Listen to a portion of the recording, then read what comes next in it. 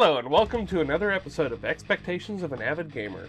As always, I'm your host DEDMan, and today I'll be talking about Goblin Slayer, Another Adventure Nightmare Feast.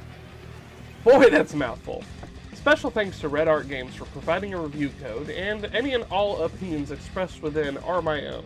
Goblin Slayer, Another Adventure Nightmare Feast is a tactics RPG, something that actually works incredibly well going by the subject matter. So, let's take a look. There's a fun meta joke in the form of Guildmaster being able to see the battlefield, as it's a tactics game, and surprisingly enough, it ties into the story as an ability passed down with her lineage. The addition of random dice rolls are great, activating your latent abilities called Fate and Chance.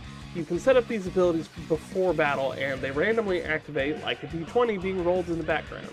Since you roll dice to see if Fate and Chance lands a hit, it leans even more into this being a Goblin Slayer / D&D adventure.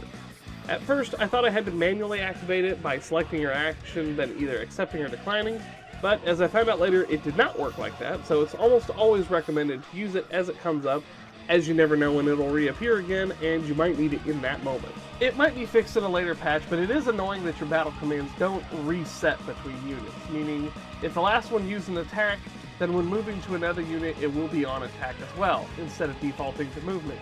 And I can say this only happens when you click the L and R buttons, at least, because I'm playing on the Switch.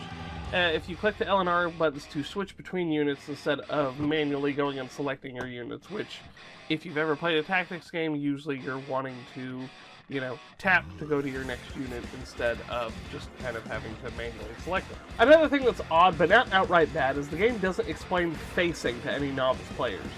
Sure, Goblin Slayer tactics game is a niche market, so it's very likely that the people who are buying the game would know about it, but considering it explains just about everything else, facing is an extremely important aspect of tactics games that can make or break an experience, as you take more damage from the sides and back of your unit, so it is a little weird that they don't bring it up.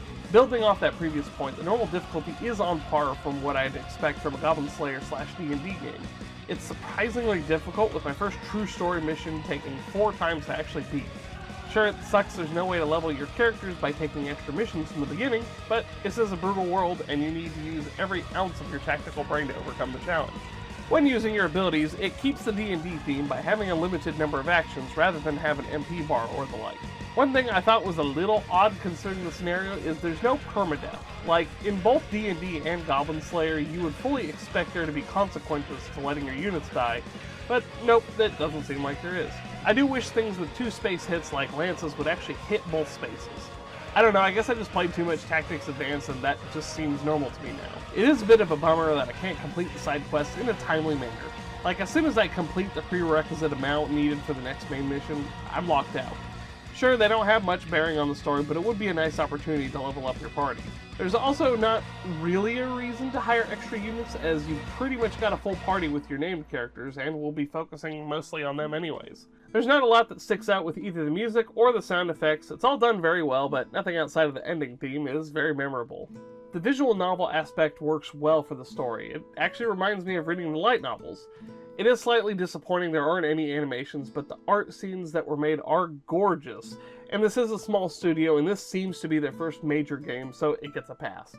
Besides, the gameplay is fun, and that's the most important thing. While I was a little bit let down by the lack of animations beyond the visual novel style, I am absolutely loving the sprite-based art of the characters in the field.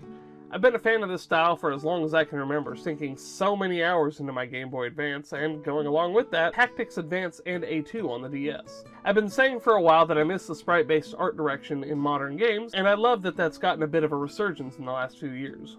The character designs are great, as to be expected. There's a certain level of detail in the Goblin Slayer characters that they have here, and as expected, they all look fantastic. Personally speaking, I did turn off the attack effects since there wasn't a ton of variety between them, and they kind of slowed the pace of combat down. The story does run on for a bit in the beginning, similar to Digimon Survive, as it takes quite a while to actually get into the action, but hilariously this ends up working out. Kinda makes you get into the mindset of Goblin Slayer by wondering when you can actually start killing the goblins. When it does finally get going, it ramps up in the way that you'd expect. Guildmaster goes out to survey ruins, and then surprise, goblin attack. It works by playing into the expectations and knowing how those stories go, but still has some surprises like finding the Blood Princess. The Guildmaster is a well-written character, being able to both talk down the Blood Princess and talk some sense into the Squire, showing she's not just some damsel that needs saving, but is more than capable on her own. It definitely has great world building and story elements, as it even goes into making an adventure sheet with the Blood Princess. Something that would need to be done in-universe for adventures, but also being a good nod for those who know of the inspiration of the series. In closing, I enjoyed my time with the game. It is a bit of a hard recommend to long-time SRPG players, but considering the track record of Red Art Games, this is the first big project they've done, so in good faith, I'd say this is a game worthy of a win for me. Thank you for watching, and slay all the goblins!